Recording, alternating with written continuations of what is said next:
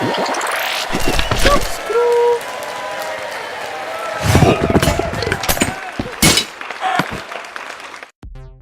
guys, it's Avondale, and welcome back to the Noxcrew Gameshow server. I am on our actual recording server right now, and I just wanted to take an opportunity to give you guys sort of an informal tour of the spawn chunk of the Noxcrew Gameshow, right? See, spawn.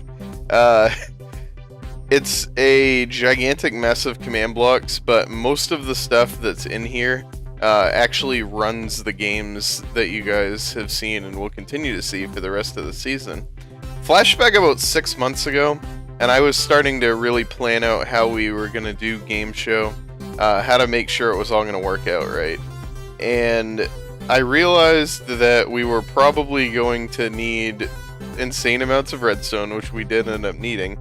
But the important part was that I realized early enough that we needed to make sure we streamlined everything as much as possible to be able to have the server not lag out when we had, 15 to 20 people on for recording nights. So that was sort of the task that I had, and I had this idea that we could sort of make what I've been referring to as the Noxcrew Gameshow API in Minecraft. And essentially what that is you think about the number of things that you need in multiple game show games, right? Like the timer, for example, teleporting people to the games we always need, picking a winner, resetting everything after you've played a game to make sure it's all good. Stuff like that needed to be done multiple times, right? Over and over and over again.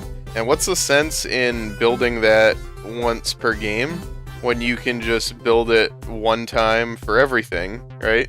And then be done with it. And so that's kind of the idea behind the API and what I'm going to be talking to you guys about for the next couple episodes of this little chat that we're having here.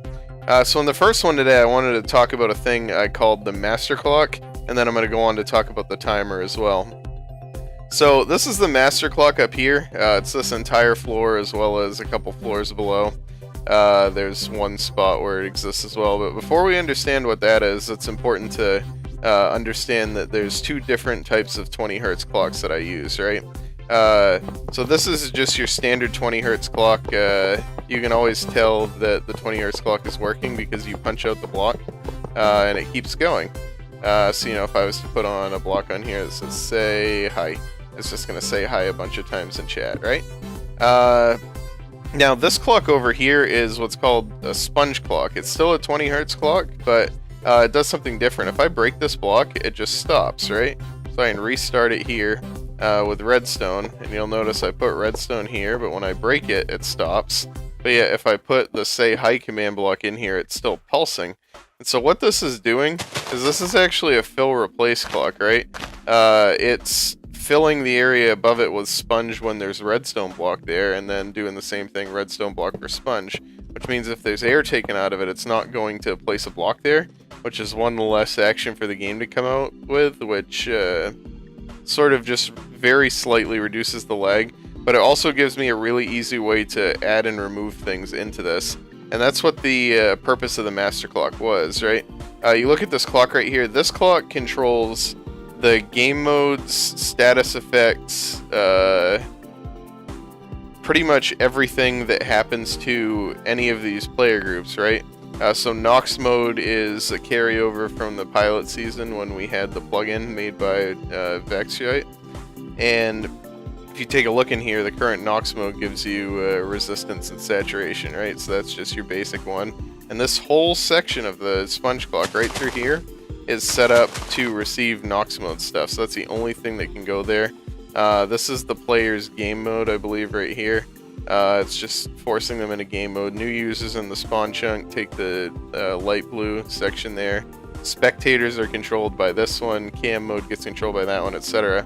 And it's actually really easy for me to switch these things around, right? So if, as I try to broadcast myself, so if we actually look at myself right here, right, you can see that you see me. I'm in what's called the tech team up there, right? And the tech team is controlled over here by this pink one because I use pink wool as my grading block.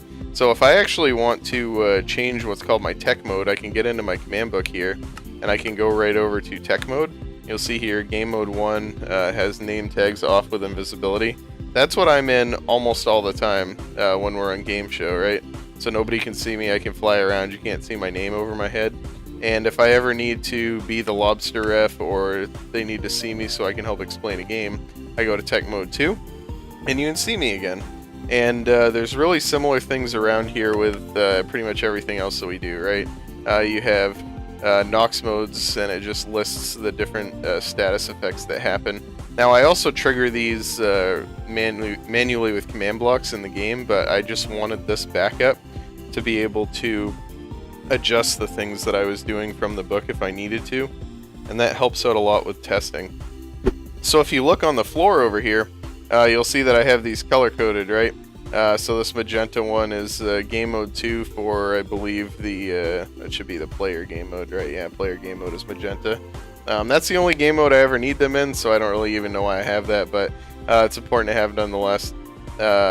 Same thing over here with new players joining. That would change if we ever go back into full build mode again, but we run so many games on here nowadays that it's not even worth it. Spectators always need to be in game mode 3. If they ever need to not be in game mode 3, I just take them off that team.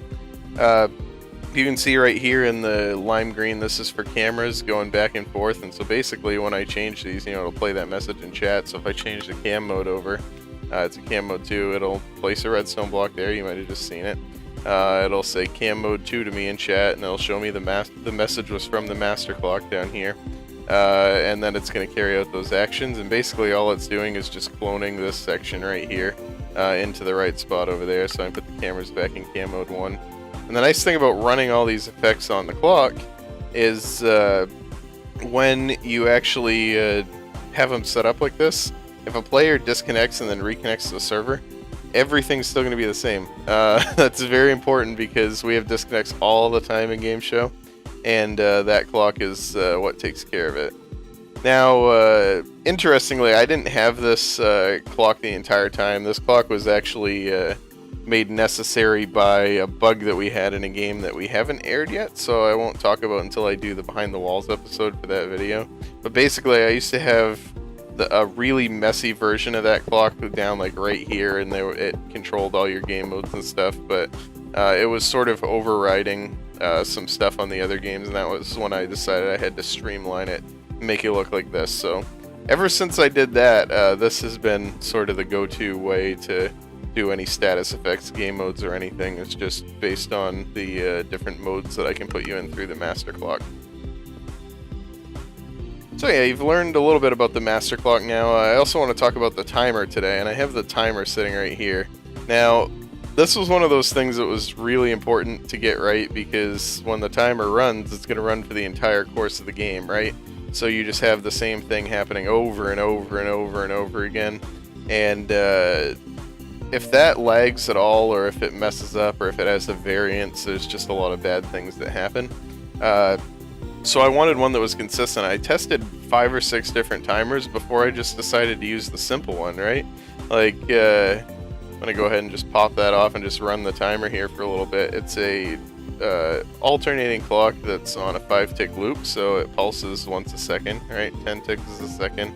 It goes on in 5 ticks and then back off in 5 ticks. And then it stops itself again with that block. So literally anytime I need to use the timer, I go through a series of steps, and I actually have all these steps in the commands form in a text document, so I can just copy and paste them into command blocks. But essentially what I'm going to do here, right, is the initialization of the scoreboard. I'll kind of show it to you by putting the scoreboards up on the side here. You can see here I have the timer. It's been running for a while, right? So there's going to be, for the first thing I'll need to do is set the time to a certain time, and just give me a second to do that real quick. Okay, so I have that set up here in these 2 command blocks. I just pulled them in from my text document, and basically what you're going to see here is that my timer runs around to this armor stand over there, as you may guess, called time. So to set the time, I set the armor stand right here. You'll see whose name is time. I set their score in timer minutes, so basically that's my behind the scenes objective. to total minutes. So let's say I wanted the total minutes to be 5 minutes, right?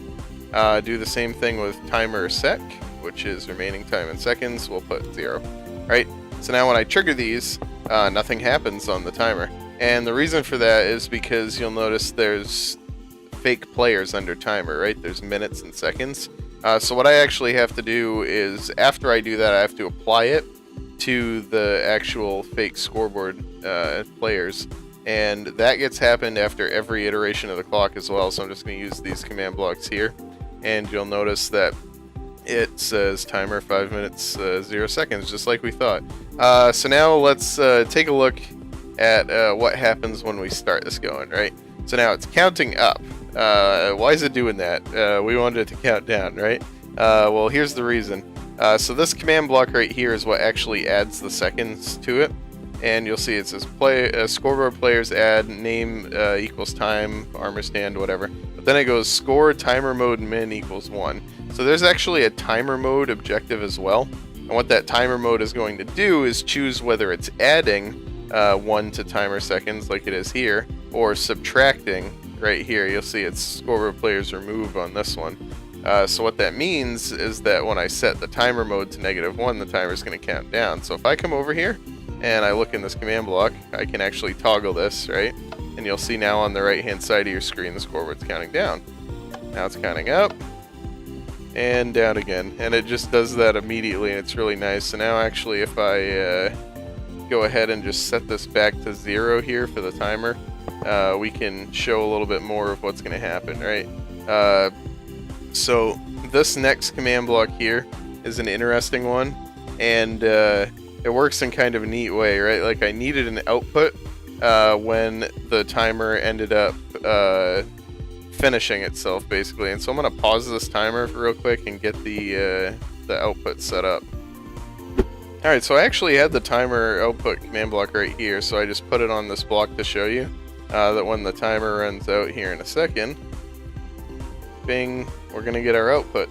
You'll notice the timer stopped at 0, and I got a redstone block here. Basically, I needed a way to be able to give the timer finishing something to do, but I needed it to happen specifically where I wanted it to on the map. If I had it happen over here in the spawn chunk, it would do me no good, because it's not always the same thing that it has to stop for every time, if that made any sense. So yeah, that basically I'm able to put this armor stand over here, whose name is timer result. I just put him where I need an output from the timer, and then it bings down a block there and triggers whatever I need to have happen. Then you'll see this here is just sort of the conversion I use to get from minutes to seconds up and down. It's pretty much basic timer logic that everyone does with their timers.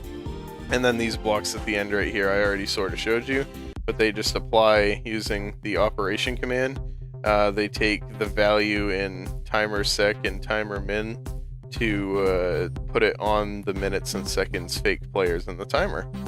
And yeah, this timer has literally been used for every game that has been timed on the game show.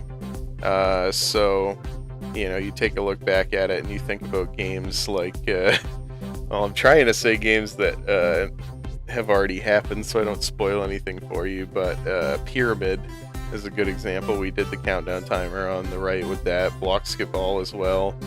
Mayan Hunt and Outlawed both use the same timer. It's just nice to have one really consistent way to do that. Alright, so I've told you a little bit about our timer that times our games, and the master clock, which chooses what game mode and status effects happen to our players. I hope you've enjoyed that insight into sort of how the spawn chunk works and how things came to be on the Game Show Redstone, and I hope you'll join me next time when I talk about my scoreboard system over there, and also the kits system that we're still implementing. So until next time, I've been Avondale. Thanks for watching.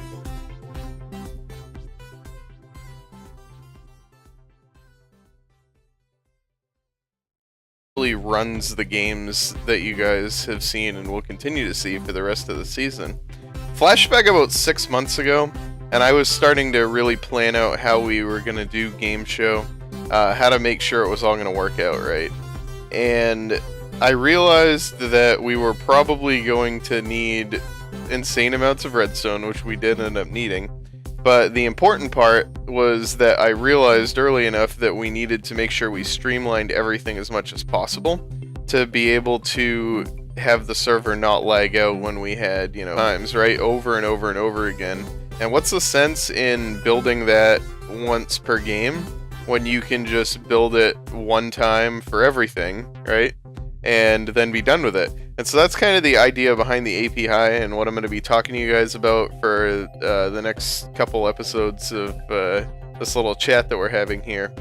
So in the first one today, I wanted to talk about a thing I called the master clock, and then I'm going to go on to talk about the timer as well. So this is the master clock up here. It's this entire floor as well as a couple floors below. 15 to 20 people on for recording nights. So that was sort of the task that I had, and I had this idea that we could sort of make what I've been referring to as the Noxcrew Gameshow API in Minecraft. And essentially what that is you think about the number of things that you need in multiple game show games, right? Like the timer, for example, teleporting people to the games we always need, picking a winner, resetting everything after you've played a game to make sure it's all good. Stuff like that needed to be done multiple times. There's one spot where it exists as well, but before we understand what that is, it's important to understand that there's two different types of 20 hertz clocks that I use, right? So this is just your standard 20 hertz clock. You can always tell that the 20 hertz clock is working because you punch out the block, and it keeps going. So, if I was to put on a block on here that says say hi, it's just going to say hi a bunch of times in chat, right? Now, this clock over here is what's called a sponge clock. It's still a 20 hertz clock, but it does something different.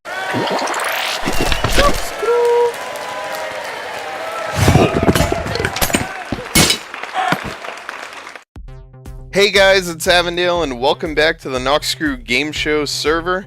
I am on our actual recording server right now, and I just wanted to take an opportunity to give you guys sort of an informal tour of the spawn chunk of the Noxcrew Gameshow, right? See, spawn. It's a gigantic mess of command blocks, but most of the stuff that's in here actually